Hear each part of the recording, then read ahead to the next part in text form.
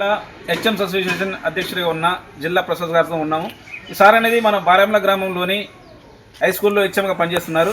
Sir నమస్తే అండి. ప్రభుత్వ పాఠశాలలో చేర్పించడం వల్ల పిల్లలకి ఎలాంటి అవకాశాలు ఉన్నాయి, తల్లిదండ్రులకి ఎలాంటి ఉపయోగాలు ఉన్నాయి? నమస్తే సార్. ప్రభుత్వ పాఠశాలలో విద్యార్థులను చేర్పించడం ద్వారా నాణ్యమైన విద్య దొరుకుతుంది. మొదటిసారిగా విద్యార్థులకు నాణ్యమైన విద్యతో పాటు విద్యార్థులకు కావాల్సినటువంటి శారీరకమైనటువంటి మానసికమైనటువంటి ఎదుగుదలకు కావాల్సినటువంటి ప్లే గ్రౌండ్ ఉంటుంది.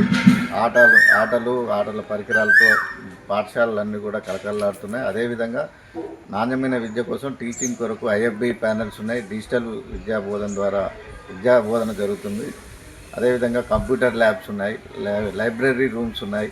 విద్యార్థులకు కావాల్సినటువంటి అన్ని రకాల సౌకర్యాలు ఈ రోజున ప్రతి హై స్కూల్లో కల్పించడం జరిగింది.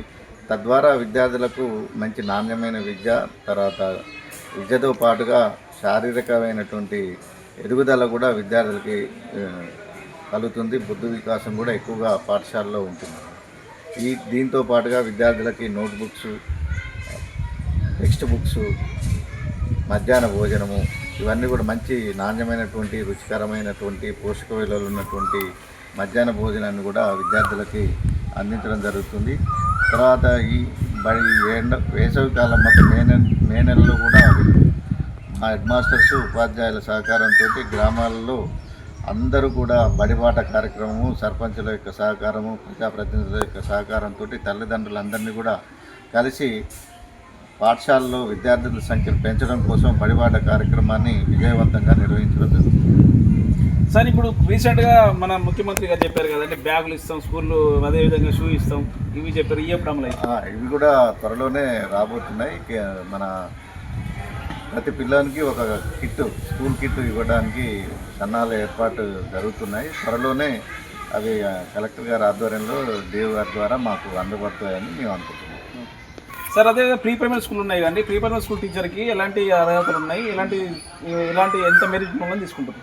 ప్రీ ప్రైమరీ స్కూల్స్ అనేవి ఈ విద్యా సంవత్సరంలో ప్రభుత్వం అన్ని రాష్ట్ర వ్యాప్తంగా మంజూరు చేయబడడం జరిగింది. మన సూర్యాపేటలో 91 ప్రాథమిక పాఠశాలలకు ప్రీ ప్రైమరీ మంజూరు చేయడం జరిగింది.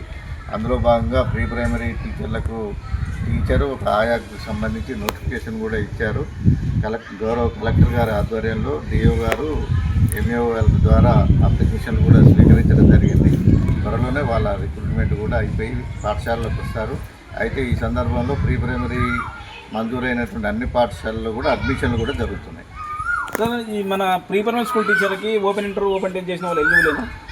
ఇంటర్ అంటే టీచర్కి ఇంటర్మీడియట్ పాస్ మినిమం క్వాలిఫికేషన్గా పెట్టారు. తర్వాత ఎలిమెంటరీ ఎడ్యుకేషన్ ట్రైనింగ్ ఉన్న వాళ్ళకి అత్యధిక ప్రియారిటీ ఇస్తున్నారు.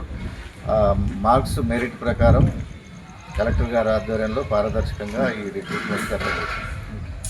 ఓకే, చూస్తున్నారు కానీ ప్రభుత్వ పాఠశాలలో చేర్పిస్తే ఎలాంటి సదుపాయాలు ఉన్నాయో, అందుకని తల్లిదండ్రులను ఒకసారి ఆలోచించి తల్లిదండ్రులందరూ ప్రభుత్వ పాఠశాల మీ పిల్లలు పంపించి వాళ్ళ భవిష్యత్తుని బంగారుగా దిద్దాలని కోరుకుంటున్నాము. చూస్తున్నాం, మనం చూస్తాం.